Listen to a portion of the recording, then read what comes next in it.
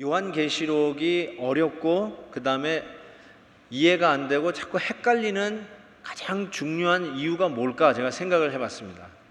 왜 성도님들이 이렇게 자꾸 계시록을 읽고 해석하는데 자꾸 이렇게 혼돈스러울까? 그 이유를 제가 단적으로 이야기를 하자면 요한계시록의 구조를 이해하지 못해서 오는 현상입니다. 스트럭처. 요한계시록에는요 스트럭처가 있어요. 확실하게 스트럭처가 있어요. 그 구조를 이해를 하면 훨씬 더 우리가 이해하고 그 다음에 계시록의 메시지를 받는데 아주 유익이 있습니다.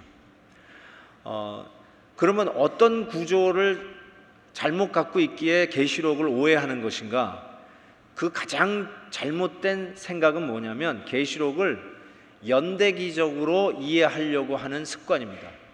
즉 계시록에 나와 있는 그 사건들을 시간적으로 계속해서 한 사건 다음에 그 다음 사건 후에 또 그 다음 해서 연대기적으로 계속 이어가서 이 사건들이 지난 2000년 역사에 어떤 것과 코레스판딩 하는지 그걸 자꾸 피겨 아웃 하려고 하는 데서 계시록이 어려워지고 힘들어집니다.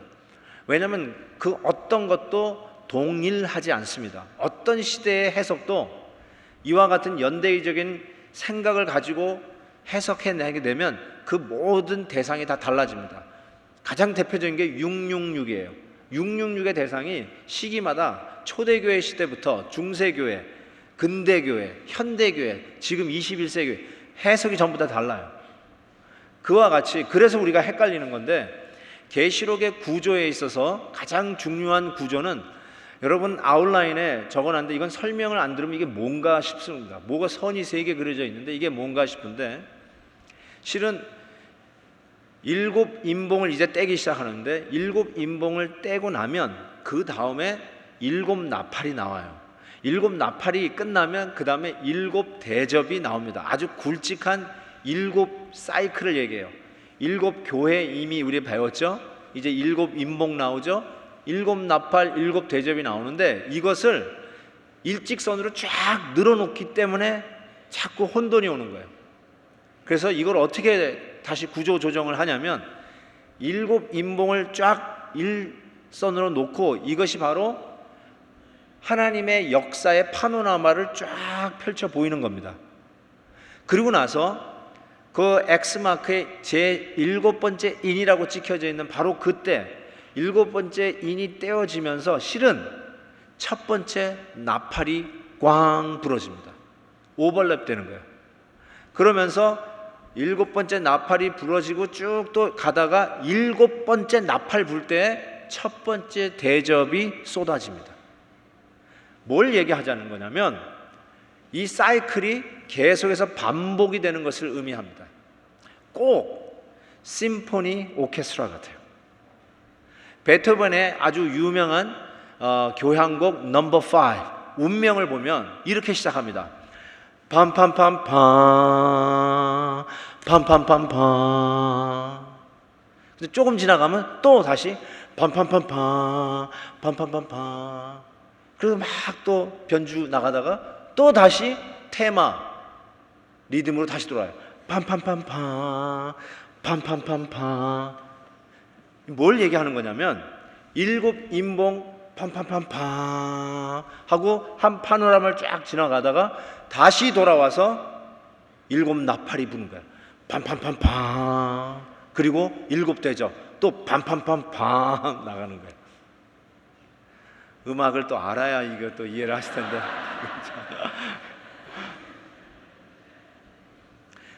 반복될 때는 그냥 단순한 반복이 아니라 훨씬 더 구체적이고 명확하고 더 격렬해집니다. intensify 됩니다. 그런 의미에서 연대기적으로 쫙 늘어놓지 아니하고 사이클로 한 파노라마를 다음 파노라마 때 더 강조하고 더 격렬해지고 더 스페시픽해지고 그러면서 우리의 마지막 때의 모습들을 보여주고 있는 책이 바로 이 계시록, 묵시라고 하는 계시록입니다. 자, 그래서 드디어 인봉을 떼기 시작합니다. 첫 번째 인봉을 딱 떼니까 한 생물이 가로되 오라, come out. 했더니 갑자기 이쪽에서 따가닥따가닥따가닥따가닥 말 한 마리 쫙 뛰어나오는데 100마리 뛰어나옵니다. 두 번째 인봉이 딱 떨어졌어요. 어린 양, 이 worthy is the lamb, 죽임당 어린 양이 딱 떼니까 또 탁탁탁탁탁탁 말이 나오는데 붉은 말이 나왔어요. 세 번째 인봉이 딱 떨어집니다. 그랬더니 또 오라라는 소리와 함께 탁탁탁탁탁 말이 나오는데 검은 말이 나옵니다. 네 번째 인봉을 딱 떼니까 또 한 네 번째 생물이 오라라는 소리와 함께 탁탁탁탁탁탁탁 나오는데 뭐가 나와요? 청황색 말, 영어로 pale이에요. pale, 창백하다는 뜻이에요. 그 말이 막 뛰어나옵니다. 다섯 번째 인봉을 뗄 때는 말이 나오나요, 안 나오나요? 자세히 읽으셨으면 알 거예요. 안 나와요. 여섯 번째도 안 나와요. 일곱 번째도 안 나와요. 네 인봉을 뗄 때까지 말이 나와요. 이걸 뭘 얘기하냐면 첫 번째 인봉에서 네 번째 인봉이 한 짝이라는 뜻이에요. 한 유닛.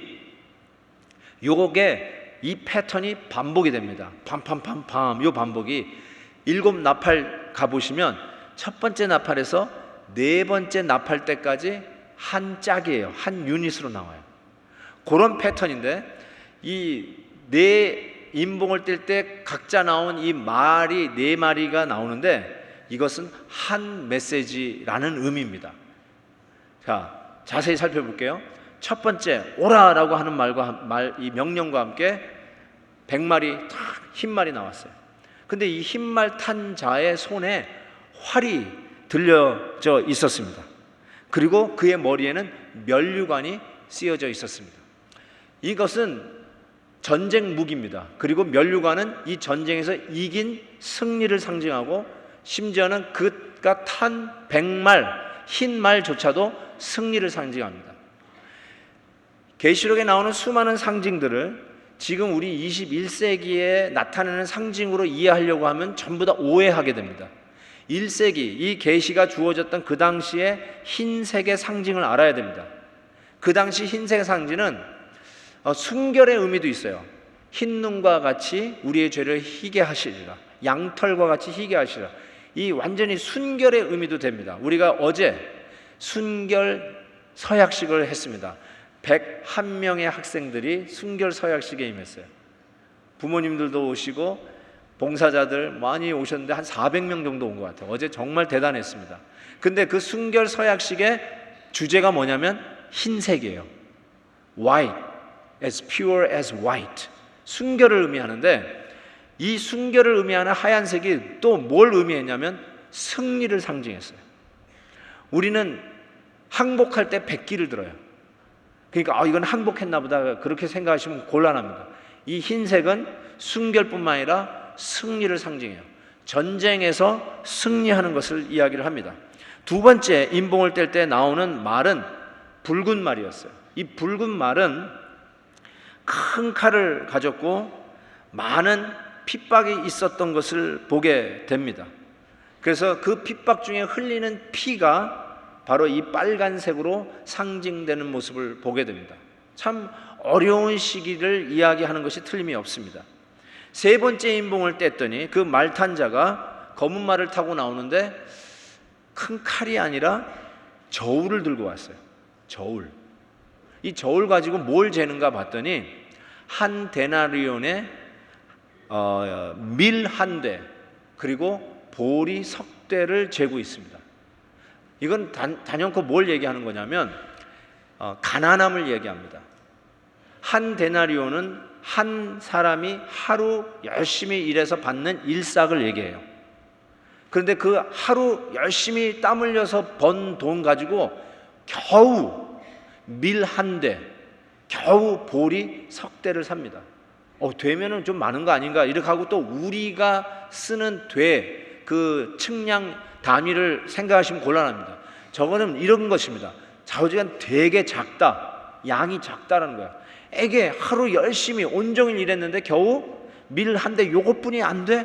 이걸 누구 입에 붙이려고 하는 그 정도로 아주 작은 양을 이야기하는데 하루 일삭이 작다라는 의미도 되겠지만 반대로 하루 열심히 벌어서 살 수 있는 음식이 밀 한 대뿐이 안 되니까 음식값이 엄청 비싸다는 것을 의미하기도 합니다. 하루 일해가지고 겨우 한 끼 먹을 수 있는 양. 여기에 뭐 감람류, 알리브 오일이나 포도주는 가난한 자들을 위해서 그냥 놔둬라 하는 긍휼적인 차원에서 해치지 말라라고 말씀한 것입니다. 이건 뭘 상징하겠어요? 기근을 얘기해요. 식량 기근을 얘기합니다. 그 다음에 네 번째 인봉을 딱 떼니까 가장 좀 흉측해 보이는 청황색 말이 막 달려 나오는데, 이 청황색 말은 말 그대로 사망을 상징하고, 사망 뒤에 음부가 따라 나온다. 음부는 지옥입니다. 지옥이 따라 나오는 모습을 보게 되는데, 땅의 4분의 1 권세로 사망이 온다라는 것을 이야기합니다. 이 4분의 1이라는 말도 그냥 부분적이라는 의미예요. 즉 이 세상에 이제 어떤 일이 올 것인가를 드디어 인봉을 떼면서 하나씩 하나씩 보여주시는데, 전쟁이 오고 핍박이 오고 기근이 있을 것이고, 그리고 그 결과로 죽음이 옵니다.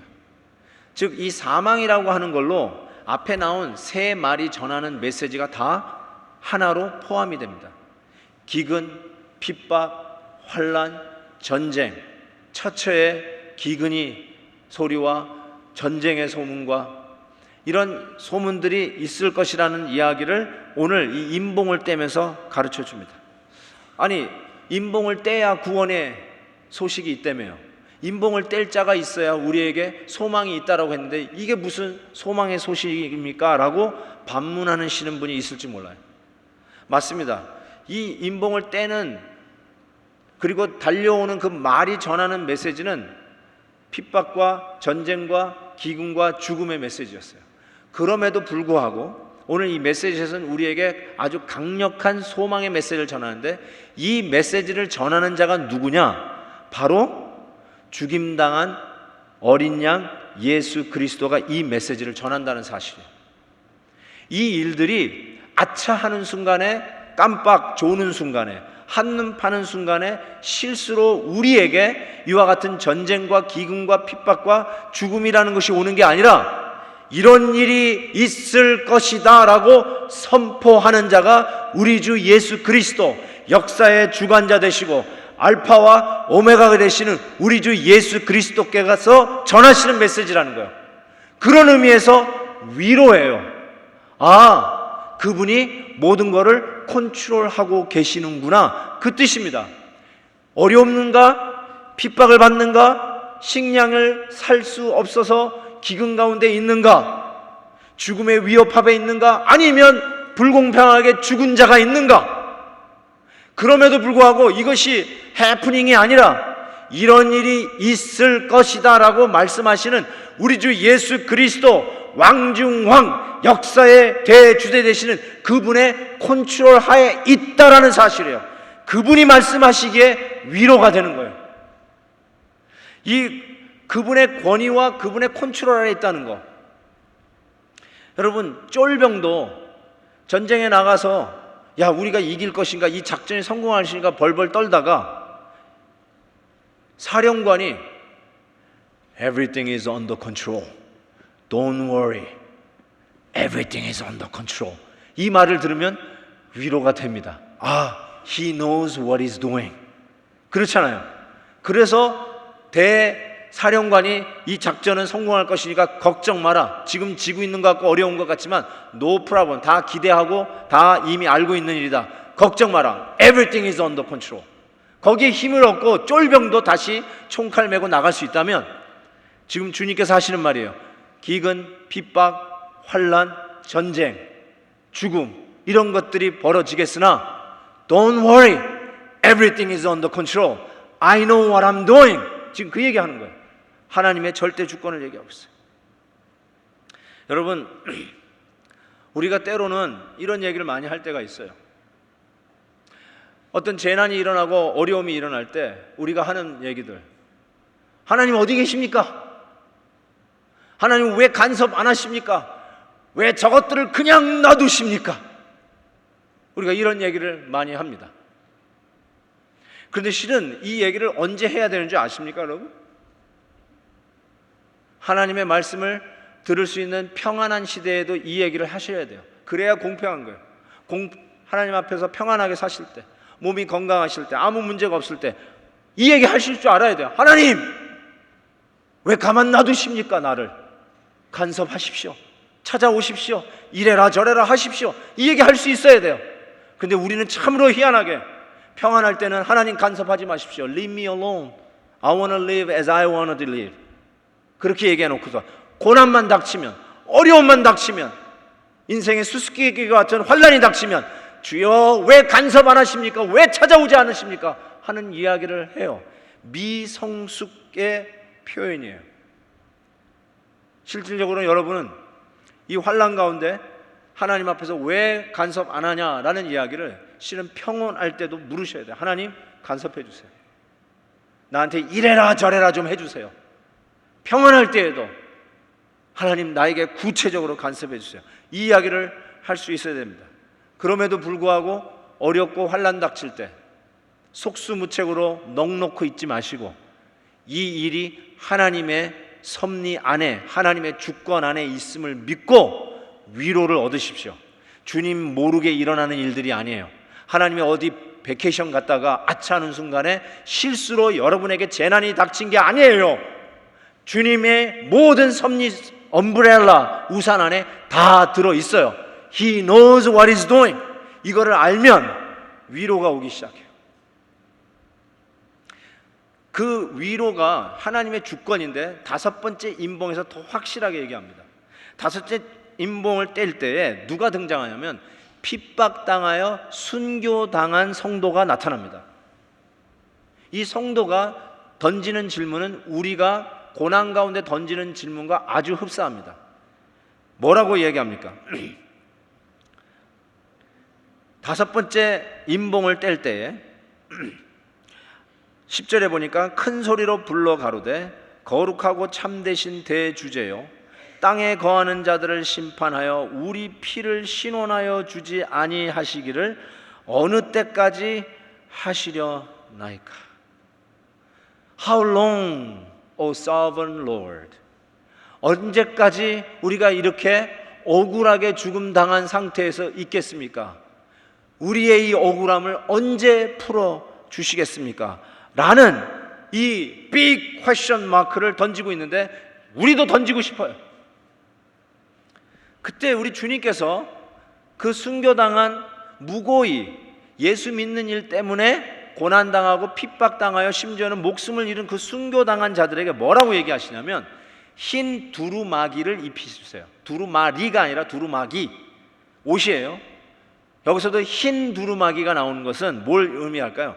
승리했다는 거예요. 무고히 고난당하고 힘없어서 억울하게 당하여 죽음당한 것 같지만 패배자가 아니라 진정한 승리자라는 걸 얘기하고 있어요. 흰 두루마기를 입히시고 그 다음에 이런 얘기를 했어요. 좀 쉬어라, 잠시 쉬어라, 이렇게 얘기했어요. 저는 이 말이 너무 좋습니다. 쉬라 라고 얘기했어요. 여러분, 내가 하려고 하지 마세요. 칼 빼들고 내가 막 정리한다고 뛰어다니지 마세요. Everything is under control.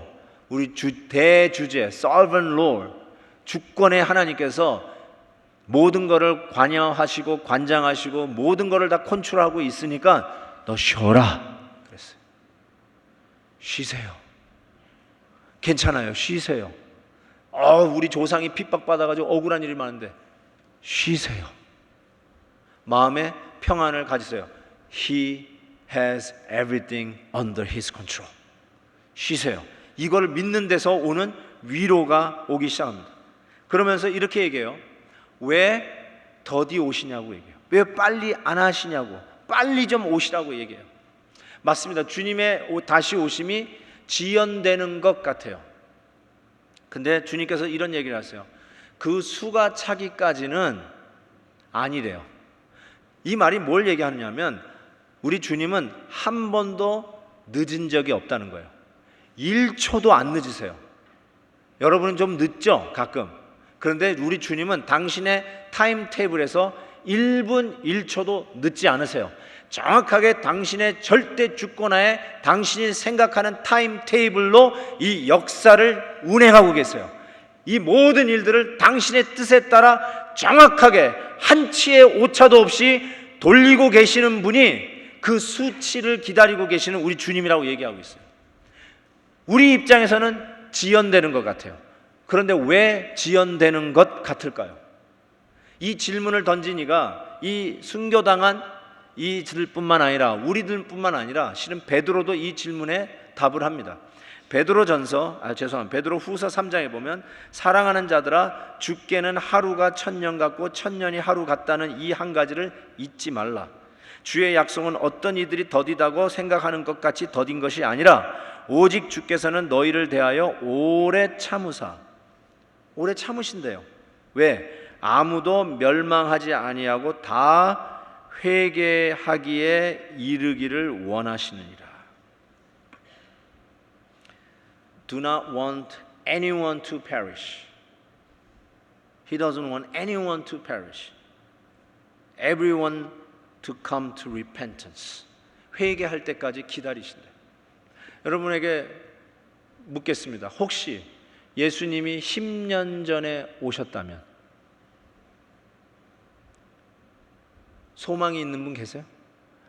10년 전에 왔으면 큰일 날 뻔했던 분. 아니, 이 예수님이 20년 전에 아예 일찍 오셨으면 정말로 큰일 날 분 여기 앉아 있지 않으세요? 여기 와서 하나님을 예배하는, 올라와 보는 천국 최고의 예배에 참여하는 자가 아니라 예수님이 20년 전에만 오셨더라도 혹시 지옥에 있을 자 없습니까? 예수님이 기다려주시는 게, 더디 오시는 것, 그 이유가 뭘까? 오늘까지 기다려주시는 게 뭘까? 저는 이렇게 얘기할 수 있을 거예요. 바로 저와 여러분을 위해서 주님이 기다리신 거예요. 그것 때문에 우리가 여기에 앉아 있는 거예요. 주님이 안 기다리셨으면, 우리 생각대로 빨리 왔으면, 초대교회 성도들처럼 빨리 오셨으면 우리에겐 소망이 없어요. 기다리시는 이유가 뭐냐? 한 사람 마지막까지 다 회개하고 주께 돌아오는 일들을 위해서 기다리신다고 했어요. 왜 주님은 아직도 안 오실까요? 더 올 자가 있기 때문에. 부활 주일날 새생명 축제에 초대했던 분들, 어쩌면 그분들이 올 때까지 기다리시는지도 모르겠어요. 아직 믿지 않는 여러분의 부모님들, 형제 자매들, 회개할 때까지 기다리시는 그 주님의 인내를 우리는 지연된다라고 생각할지 모르겠지만 실은 그것이 하나님의 은혜라는 것입니다. 이 일 후에 12절부터는 주님의 재림에 대해서 정확하게 얘기합니다. 제가 왜 이 12절부터 17절 마지막 절까지 이 나오는 내용을 재림, 예수님의 다시 오심이라고 분명히 얘기하냐면 이미 주님 오시기 전의 징조가 복음서에 정확하게 나와 있습니다. 너무나 딱 매치 떨어져요. 다른 복음서도 있지만 마가복음을 예를 들면 그때에 그 환난 후 해가 어두워져서 달이 빛을 내지 아니하며 별들이 하늘에서 떨어지며 하늘에 있는 권능들이 흔들리리라. 그때에 인자가 구름을 타고 큰 권능과 영광으로 오는 것을 사람들이 보리라. 정확하게 예수님의 재림 얘기하는데 지금 오늘 본문 12절에 17절에 정확하게 이 예수님의 재림과 떨어져요. 항상 이 사이클에 보면 어떤 일이 벌어질까를 선언하는 이 네 말이 나오고 그 다음에 순교자, 우리 하나님의 백성에 대한 위로가 나오고 걱정하지 마라, 쉬어라, everything is under control, 이런 메시지 나오고, 그리고 예수님의 재림에 대한 메시지가 반드시 이 사이클에 나옵니다. 나팔을 볼 때, 대접을 볼 때 다시 한번 보겠습니다. 그런데 이 재림의 순간에 또 사도행전 2장에 보면 베드로가 교회를 탄생시키는 위대한 설교를 하는데 그 설교에도 이 내용이 그대로 등장합니다. 내가 위로 하늘에서는 기사를, 아래로 땅에서는 징조를 베풀리니 곧 피와 불과 연기로다. 주의 크고 영화로운 날이 이르기 전에 해가 변하여 어두워지고 달이 변하여 피가 되리라. 누구든지 주의 이름을 부르는 자는 구원을 받으리라 하였느니라. 마지막 때 예수님의 재림의 순간에 모든 것들을 담고 있는데 바로 이 부분이 그 설명을 하고 있습니다. 주님이 다시 오시는 그 날에 뭐가 이런 현상들과 함께 왜 오시냐면 모든 역사의 대단원의 막을 내리는 심판의 날이기 때문에 그렇습니다. 주님이 다시 오시는 그날은 심판하시는 날이에요. 여러분들은 그날 심판받을 자가 아니라 여러분들은 그날이 어떤 날이냐면 주님 다시 오시는 날은 마라나타 주 예수여 어서 오시옵소서 하며 구원받는 날이에요. 행복한 날이에요. 할렐루야 외치면서 달려나갈 날이에요. 그런데 혹자에게는 이 날은 구원의 날이 아니라 심판의 날이에요. 그 누구도 예외가 아니에요. 어느 사람도 숨을 길이 없어요. 그 심판의 대상을 15절에서 이렇게 밝힙니다. 땅의 임금들과 왕족들과 장군들과 부자들과 강한 자들과 모든 종과 자유인이라고 얘기하는데 그냥 뜻없이 나열한 게 아니라 하나 둘 셋 넷 세 보니까 7종류의 사람이에요. 7이 계시록에 계속 나오는 상징적인 번호인데 7교회, 7인봉, 7나팔, 7대접, 심지어는 심판의 대상자가 누구냐 세봤더니 7종류의 사람. 뭘 의미합니까? In its entirety, 모든 하나도 예외 없이 전부 다 하나님의 심판대 앞에 선다는 뜻이에요. 바위돌 뒤에 숨어도 땅속에 들어가도 다 나오게 돼 있어요. 누구도 예외가 아니에요. 성도들 가운데 잘못된 정보로 인해서 기독교인들의 장례 문화에 화장이 없어야 된다라고 이야기하는 분을 제가 종종 만납니다. 개인적인 경향은 저도 그냥 묻었으면 좋겠어요. 제가 화장터에 가서 제가 장례 예배를 인도해 본 적이 있는데요, 너무너무 놀래가지고 끔찍했어요. 그냥 불이 확 일어나니까 정신이 없어서 예배를 못 드리겠더라고요. 그래서 개인적으로도 땅에 묻는 게 좋겠어요. 그럼에도 불구하고 불에 태우는 화장이 기독교 장례 문화하고 틀리다고 얘기하는 것은 비성서적입니다. 실은 그게 성경적인 얘기 아니에요. 그 말 자체가.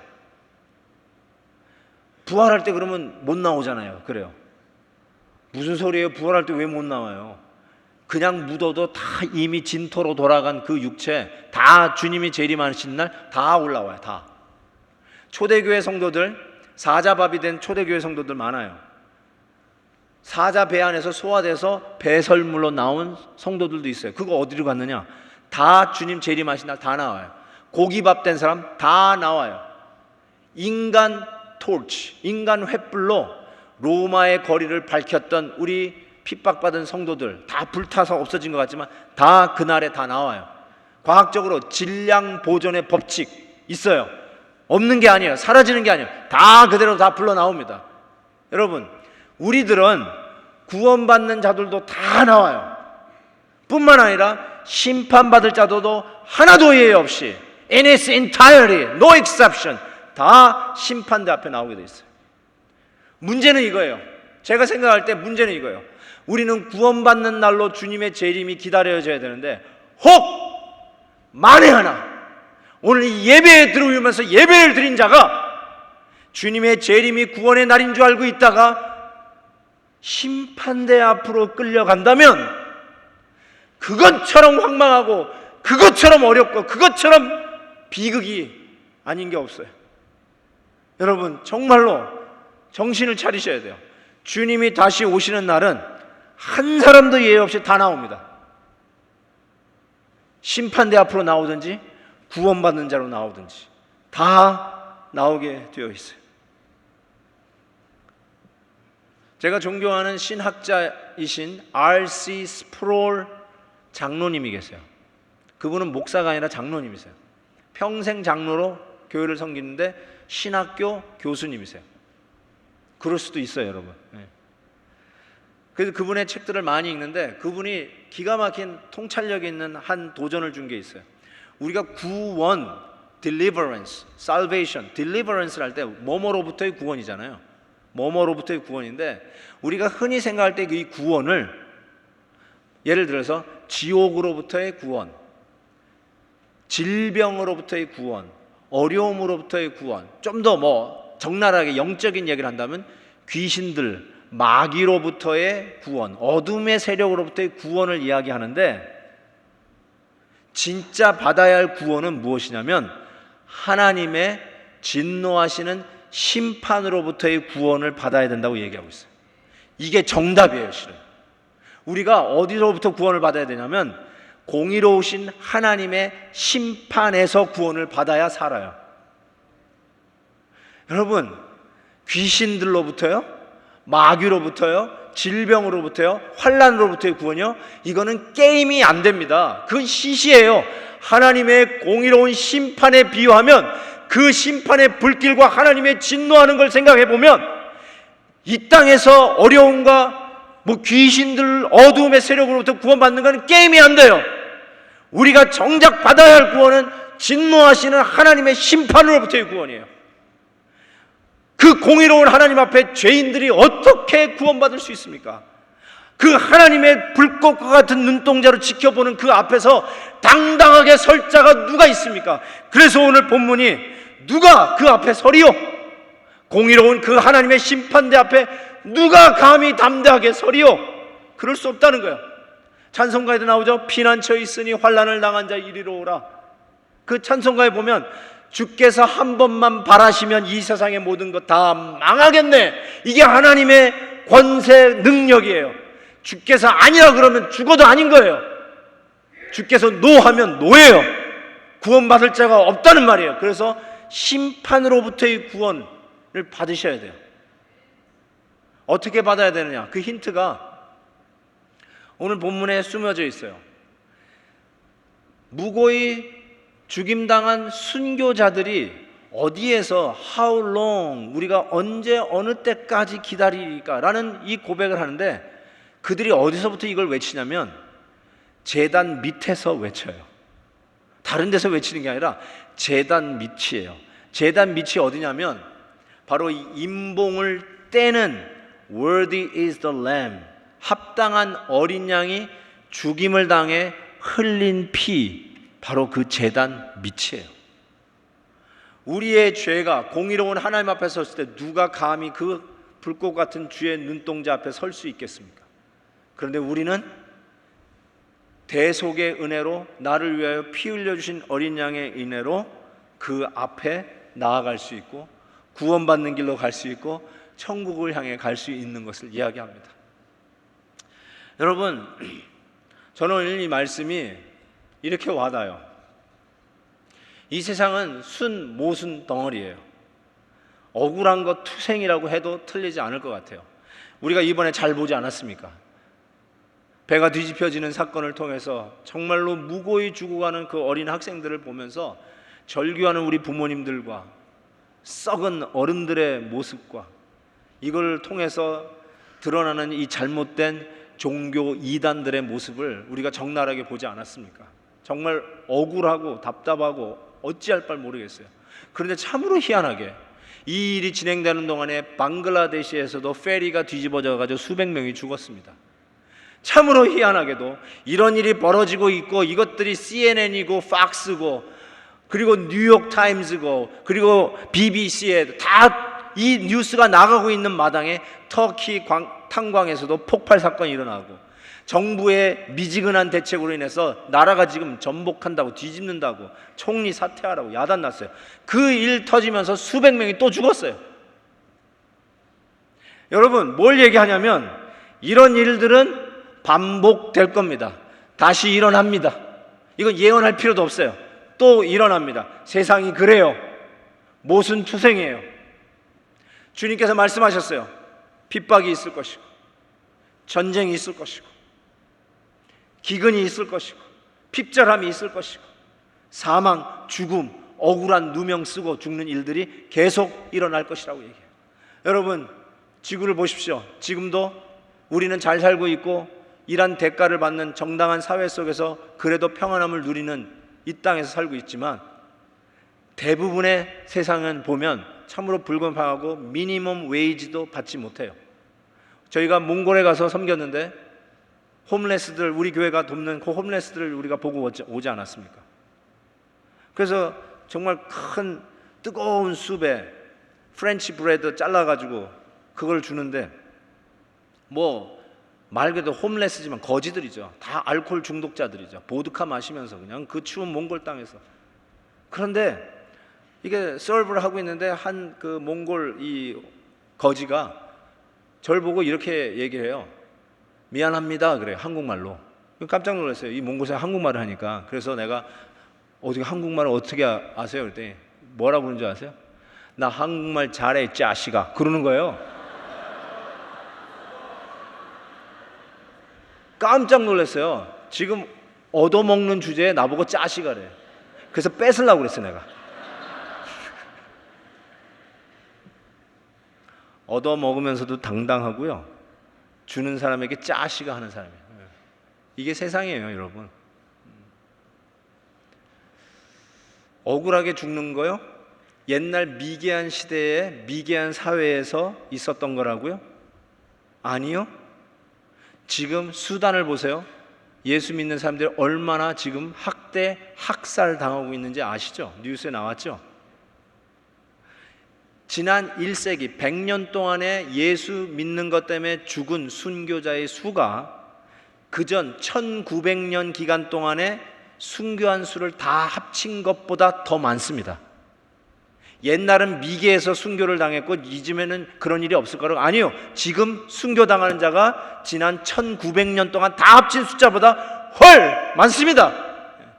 우리도 어느 날 어느 순간에 예수 믿는 이 믿음 때문에 당하는 환난과 핍박과 순교당하는 자리까지 갈지도 몰라요. 그 얘기를 하는데 그때 아이고야 죽었구나 라고 하지 말고 주님이 인봉을 떼면서 말씀하시잖아요.